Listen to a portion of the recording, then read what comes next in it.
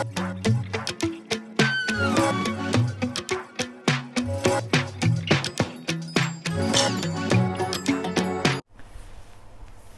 sejahtera Malaysia. Jadi, saudara rakyat di channel ini, apa kata semua 100 MP, semua 100 MP pembangkang, termasuklah Hadi Awang, Muhyiddin Yassin, berlari besok. Pergilah berlari dari Gua Musang ke Parlimen kah, ataupun dari mana? Dari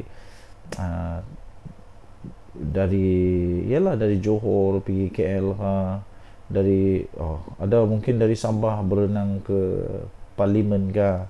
Berenang macam mana mau lari kan, berenang, buatlah. Kerana itu yang dibuat oleh Syed Saddiq. Itu yang dibuat oleh Syed Saddiq. Saya pun tidak pasti siapa yang dimaksudkan oleh Perdana Menteri Datuk Seri Anwar Ibrahim sampai dia kata tak payah berlari dapat peruntukan. Tapi yang setakat ini yang berlari dapatkan peruntukan itu Syed Saddiq. Jadi kalau kamu mau juga, Syed Saddiq berjaya dapat, menurut laporan itu dia berjaya dapat lebih kurang 160,000. Apa kata untuk support lah macam Syed Saddiq buat. Jadi pergilah lari semua. Mungkin Hadi Awang boleh jadi pelari nombor 1. Kemudian siapa lagi? Tuan Ibrahim Tuan Man. Kemudian dari Sabah, kemudian dari Johor mungkin didahului oleh Muhyiddin Yassin. Apa kata kamu pun berlarilah beramai-ramai, lari laju-laju.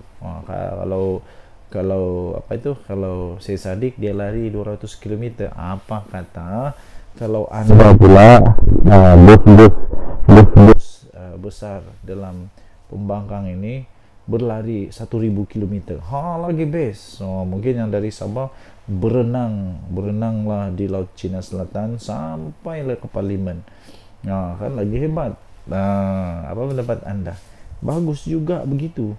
Dapat simpati dari rakyat, dapat simpati daripada orang-orang yang banyak duit, dapat simpati daripada orang-orang yang terlebih-lebih duit.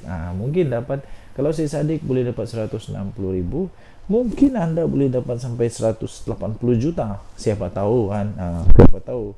Jadi untung juga tempat Parlimen, tempat DUN yang anda bersama-sama. Yang masalah sekarang ini ialah kenapa perlu lari? Kenapa perlu lari? Tidak perlu lari mengikut Perdana Menteri Datuk Seri Anwar Ibrahim punya kata dalam ucapan dia di Dewan Rakyat itu. Dia kata tak payah lari, yang penting itu perlu perbincangan. Perbincangan ini bukannya pembangkang sekarang ini sejak pernah lalui.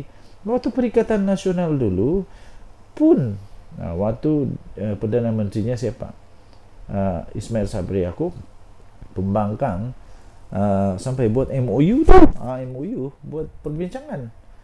Boleh pula. Kalau PH sekarang tak boleh. Inilah waktu dia semua betul, waktu dia semua okey, waktu orang semua salah, ini salah, itu salah, semua salah.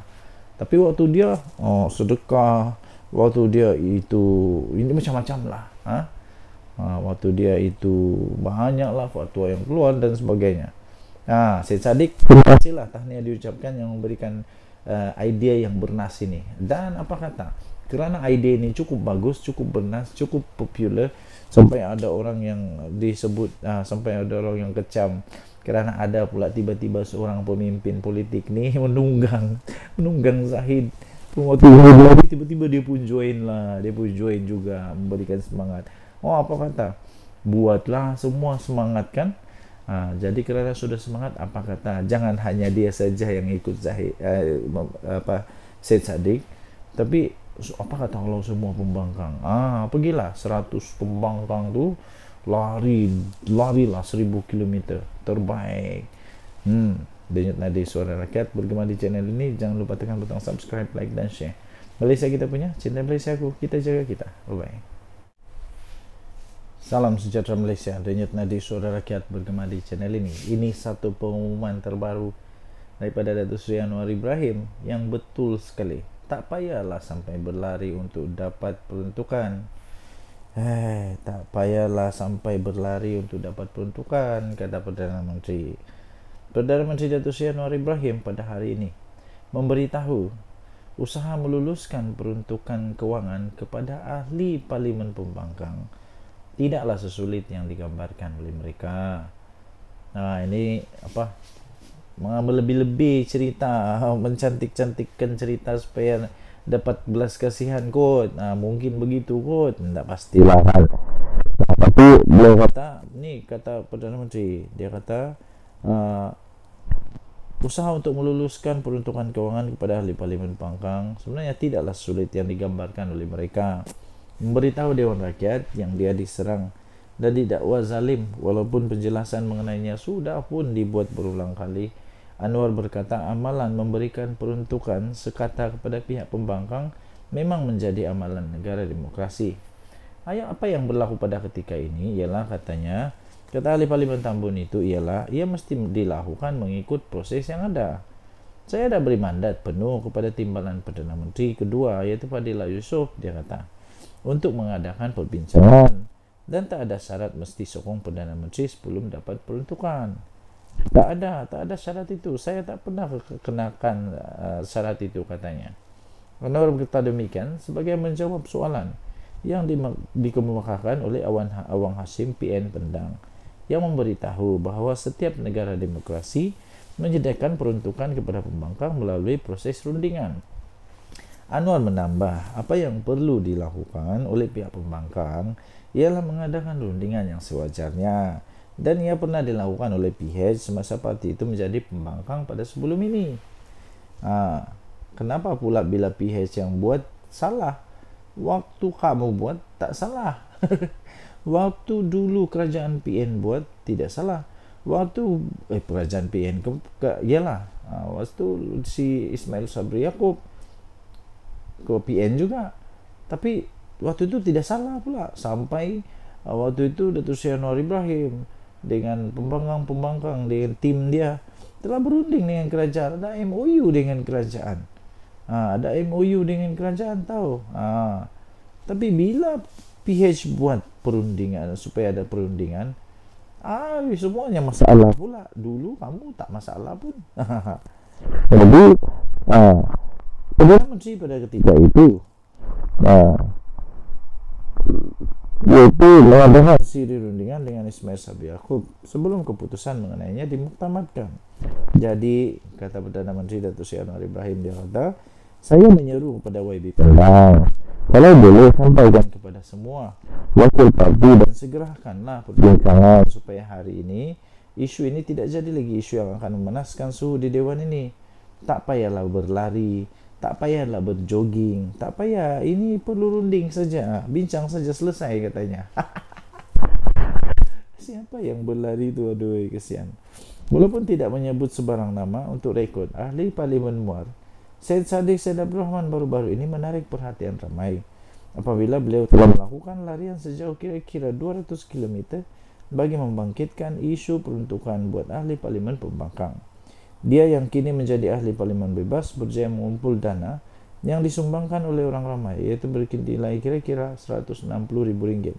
Di akhir larian tersebut, pada 1 Julai lalu, Syed Saddiq disambut oleh ahli Parlimen Pembangkang di Dewan Rakyat serta penyokong muda. Menanggapi isu tersebut, Fadillah pula enggan mengulas lanjut selain memberikan reaksi sinis apabila ditanya oleh media, tunggu saya berlari dulu. Aduh, denyut nadi suara rakyat bergema di channel ini. Bye-bye. Salam sejahtera Malaysia. Belum selesai pun kepanasan PRK Sungai Bakap. Sekarang kita bercakap sudah tentang PRK satu lagi, iaitu di Nenggiri. Di Nenggiri, PRK Nenggiri, Zulfakar C. Arifin disebut antara calon bersatu. Wow, awal juga kali ini ya. Harap-harap calon kali ini tidak ada ISO. Dua pemimpin tempatan antara 3 calon bersatu yang pada pilihan raya kecil, 3 calon bersatu pada pilihan raya kecil PRK Dewan Undangan Negeri Dun Nenggiri.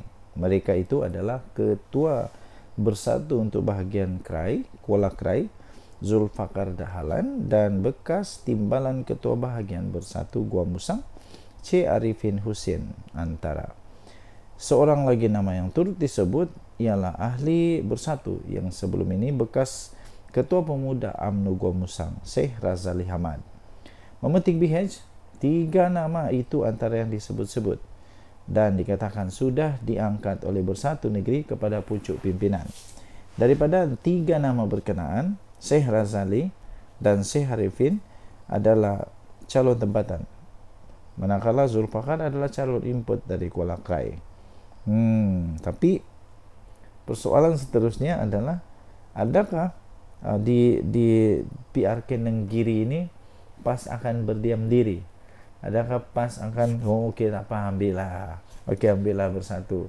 Kita lihat bila calon Bersatu banyak besar kemungkinan kalah, bila calon PAS besar kemungkinan menang.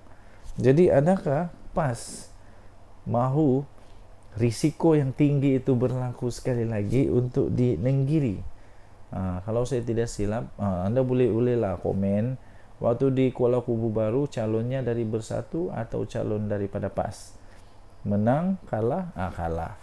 Di Sungai Bakap calonnya itu saya sahkan, saya ingat lagi calonnya daripada PAS. Kemenangan kepada PAS dengan cukup bergaya. Jadi, adakah PAS akan berdiam diri? Adakah anda rasa PAS bersedia untuk memberikan laluan dengan mudah kepada Bersatu? Inilah masalah PAS dengan Bersatu. Dua-dua mau.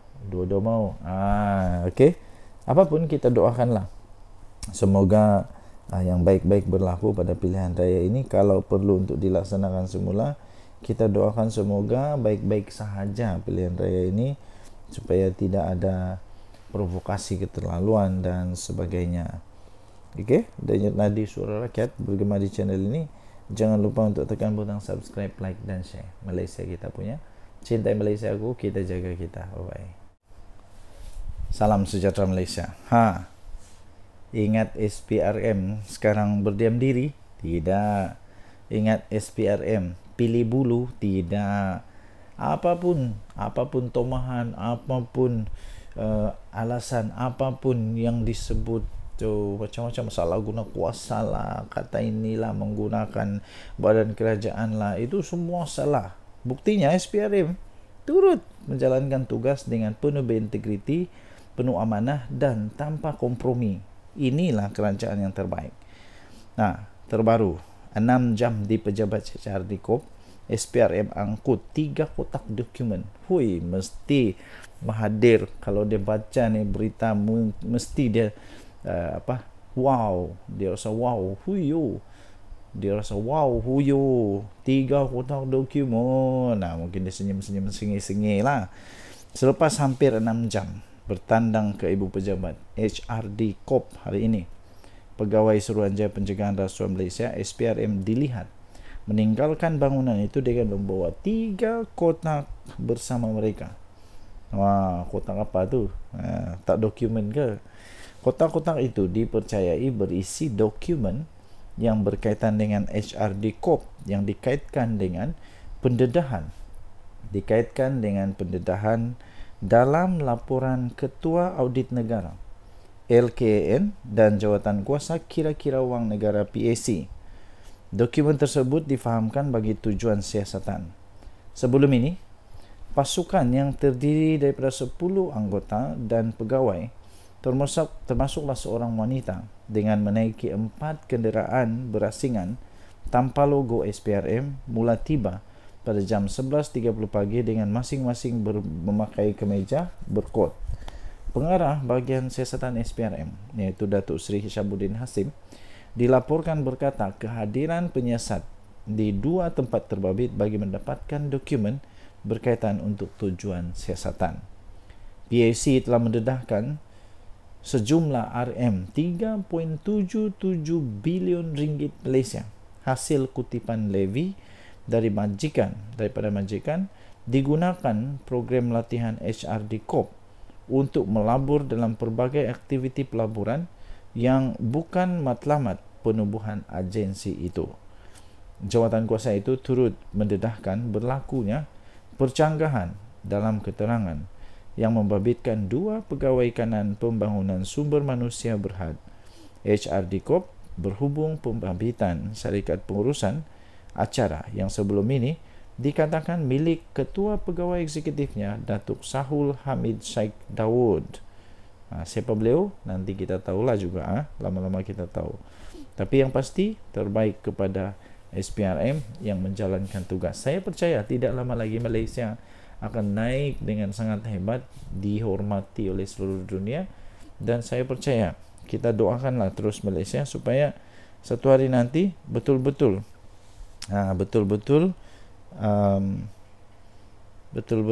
tidak ada lagi rasuah. Saya pun sudah cukup bosan dengan perkataan rasuah nih. Kenapa lah orang-orang nih tidak pandai berhenti berasuah? Sudah kaya masih berasuah. Tidak cukup lagi kah dengan kekayaan? Kalau tidak cukup, buatlah bisnes. Kenapa perlu rasuah-merasuah? Buat bisnes yang betul. Saya percaya semua itu ada hukuman. Kalau tidak dapat di dunia, dapat di akhirat. Apa pendapat anda? Jenis anda Suara Rakyat. Bergema di channel ini. Bye-bye. Salam sejahtera Malaysia. Denyut nadi Suara Rakyat bergema di channel ini. Teruk-teruk kerajaan ni pun tak pernah sakau tau. Tak pernah ada sakau menyakau. Sampai sekarang belum ada cerita, belum ada bukti, belum ada fakta, belum ada kabar angin, belum ada apa-apa pun yang boleh dikatakan bahawa ada kes sakau mensakau. Tak ada. Inilah kerajaan yang terbaik di dalam menghalang sakau mensakau. Kerajaan-kerajaan sebelum ni, alamak, minta maaf, tapi ini faktanya. Sudah ada bekas Perdana Menteri yang kena penjara. Sudah ada bekas Perdana Menteri yang sedang merayu sekarang kerana terlibat dengan kes salah guna kuasa 200 juta dan sebagainya. Sudah ada bekas Perdana Menteri yang sekarang ini disiasat kekayaan anak-anaknya. Sudah ada. Tapi cabaran kerajaan perpaduan yang penting tiada kes sakau. Betul sangat tu. Yang penting tiada kes sakau. Banyak double whammy, 2 keadaan buruk wujud pada masa sama kerajaan perpaduan yang sudah 20 bulan ini. Saya beri perspektif. 1. PH menang PR15 dengan 38 undi popular berbanding PN 30%. Walaupun lagi popular dari PN, PH masuk memerintah negara dengan populariti kurang 50% rakyat Malaysia. Itu cabaran besar sebagai kerajaan. Masuk jadi kerajaan pula, mereka terpaksa ambil tindakan tidak popular untuk rakyat, tetapi baik untuk negara, seperti penyesaran subsidi dan memecahkan monopoli. Ini double whammy yang pertama. Sesudah menang, tidak berapa popular berbanding kerajaan BN yang dapat 2/3. Nak kena pula buat polisi yang memang lagi tidak popular. Itu mencegah kecaman juga. Menagih kecaman juga. Nombor 2, dari segi undi Melayu, PH dapat tidak sampai pun 15%. Manakala rakan gabungan BN dapat 32%. Kombinasi dapatlah mereka 47% berbanding PN 53%. Kerajaan perpaduan ini banyak bergantung harap kepada undi bukan Melayu yang terdiri daripada 42% populasi rakyat Malaysia. Itu yang buat mereka bertahan jua. Mereka mengharapkan UMNO untuk bawa undi Melayu, tetapi tidak jadi begitu. Apabila presidennya memecat hampir separuh pemimpin warlord UMNO, orang Melayu yang feudal ini mengikut juga. Yang tinggal dalam UMNO hanya geng Zahid Hamidi. Warlord UMNO lain sudah keluar. Ini double whammy kedua. Sudahlah kerajaan perpaduan memerintah kurang undi Melayu. Rakan sekutu pun kurang membantu ke arah itu. Apabila ramai warlord pula lari ke bersatu. Nakkan undi Melayu sebagai penduduk majoriti, kerajaan perpaduan kena ada tokoh sendiri. Dalam berpolitik, orang Melayu ini masih feudal. Mereka perlu ada tokoh yang mereka nak pajak otak. Pembesar-pembesar Melayu yang mereka boleh takzub dan suka gila kepadanya. Masalahnya dalam kerajaan perpaduan, tokoh besar hanya tinggal Anwar Ibrahim. Zahid Hamidi sudah tainted dan expired menunggu untuk masa diganti. Yang muda-muda pula hanya jadi tokoh kalangan masyarakat Bangsar, Lembah Pantai, Pandan yang tidak berhubung dengan penduduk semi-urban dan kampung. Nama besar dalam gerombolan pentaksub sudah dengan pembangkang, contoh Tun Mahathir dan Hadiawang dengan Bani Wala mereka. Walajib pula in no man land, bukan dengan kerajaan perpaduan. Selagi Najib tidak keluar, mana-mana kerajaan pun mereka akan tentang. Sekarang kita ada tokoh baru Sanusi pula, punya impak tinggi kepada orang muda. Malah KJ yang ada pengikut sendiri sudah nampak berpatah arang dengan kerajaan perpaduan. Memang double whammy pula. Tiada sakau. Banyak lagi double whammy kerajaan ni. Nak tarik subsidi double whammy dengan kerajaan kenaikan harga. Nak ambil hati penduduk majoriti, penduduk rasa di sisi. Buatkan mereka sedar bukan senang nak jadi kerajaan. Bukan hanya skill guling-guling di jalanan.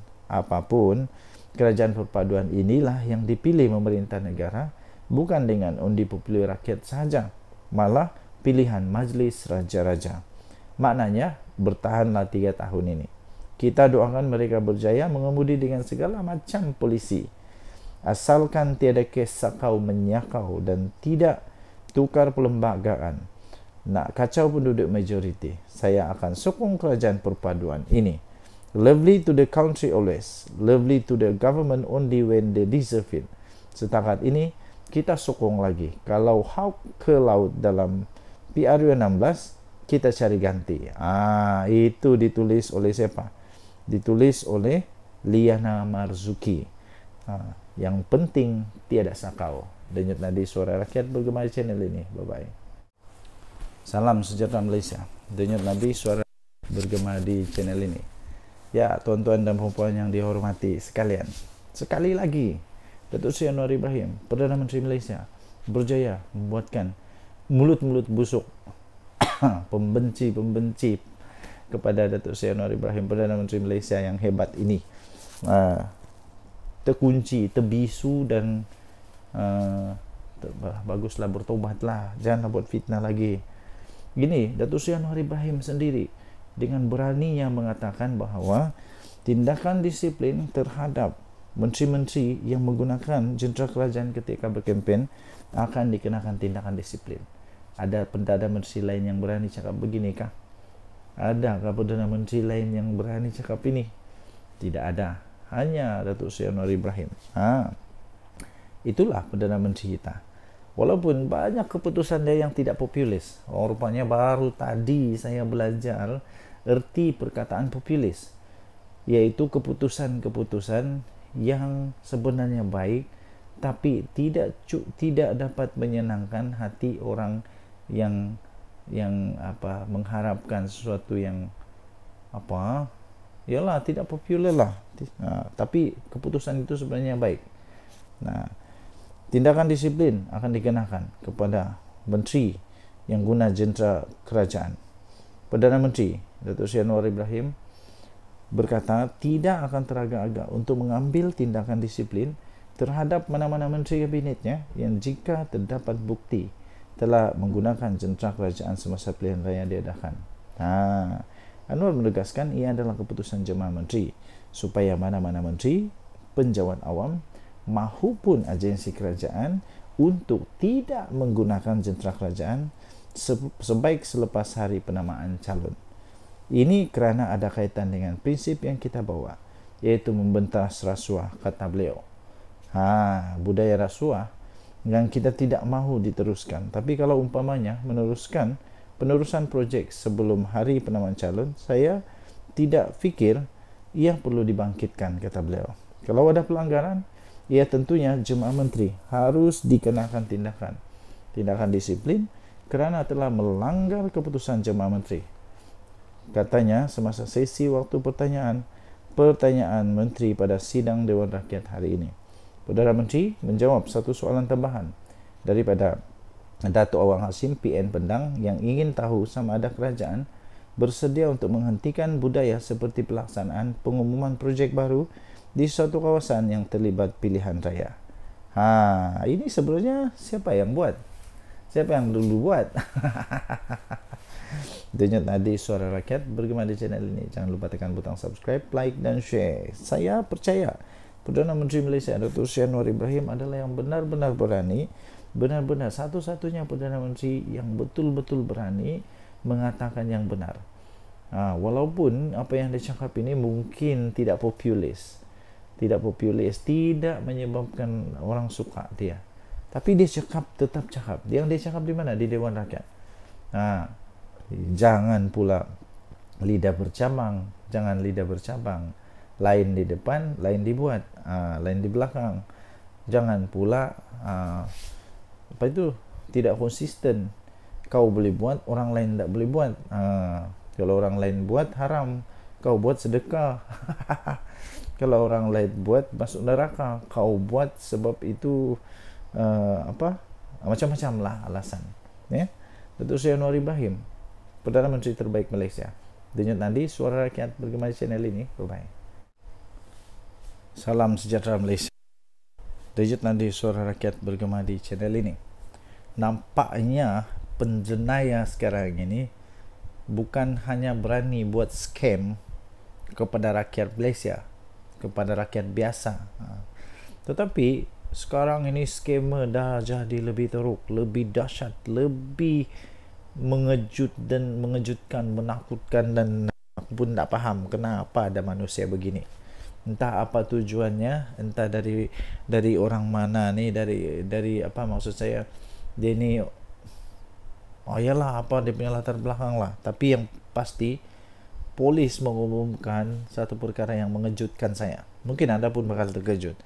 Polis menyiasat akaun TikTok yang palsu atas nama Raja Muda Selangor. Bayangkan, sekarang nih bukan hanya scam biasa-biasa tau. Scammer sekarang dah jadi makin memang bikin berkejut lah. Siap pakai nama Raja Muda Selangor lagi. Tindakan itu diambil selepas pejabat Istana Selangor mengesahkan akaun itu bukanlah milik Tengku Amir Shah. Padan muka kita minta PDRM tangkaplah manusia ini cepat-cepat. Mau famous sangat sampai menggunakan nama Sultan pula, sampai sanggup menggunakan Raja Muda Selangor punya nama. Polis menyiasat akaun TikTok palsu yang telah menggunakan gambar profil dan nama Raja Muda Selangor Tengku Amir Shah. Ketua Polis Selangor Hussein Omar Khan berkata pihaknya menerima laporan dibuat oleh pejabat Istana Selangor semalam. Satu laporan polis telah dibuat oleh pejabat Istana Selangor kerana mendapati akaun TikTok tersebut bukan milik Raja Muda Selangor dan telah disahkan palsu, katanya dalam kenyataan itu. Kes itu disiasat mengikut Seksyen 505(b) Kanun Keseksaan kerana sebaran berita palsu secara bertulis atau lisan dengan Seksyen 233 Akta Komunikasi dan Multimedia. Orang ramai yang mempunyai maklumat diminta untuk menghubungi Pegawai Penyiasat Kanan Jenayah Mad Anwar Mad Amilah di talian 0192255597 bagi membantu siasatan. Terbaik PDRM. Jangan saja lepas ni sekali pula kena tangkap, rupanya terlibat dengan politik. Sekali pula kena tangkap, rupanya dia ini orang politik kepada si Anu dan si Anu. Rupanya ini untuk macam-macam lah. Jadi tuan-tuan dan puan yang dihormati sekalian, kita rakyat di Malaysia, kita sudah diajar sejak dari bangku sekolah rendah tadika lagi untuk menghormati kedaulatan raja-raja kita, menghormati segala-gala yang perlu dihormati. Jadi jangan jadi cari masalah pula. Bagus-bagus tidak masalah, cari masalah. Kenapa suka sangat ada masalah? Saya pun heran tau. Saya pun heran ada masalah. Ada juga orang yang ada masalah mental begini sehingga sanggup untuk buat apa saja, untuk entah mau jadi famous kah apakah. Tapi ini bagi saya ada satu yang sangat pelik, menghairankan. Sampai ada orang sanggup buat begitu juga. Apa pendapat anda? Sila tinggalkan komen. Denyut nadi suara rakyat bergema di channel ini.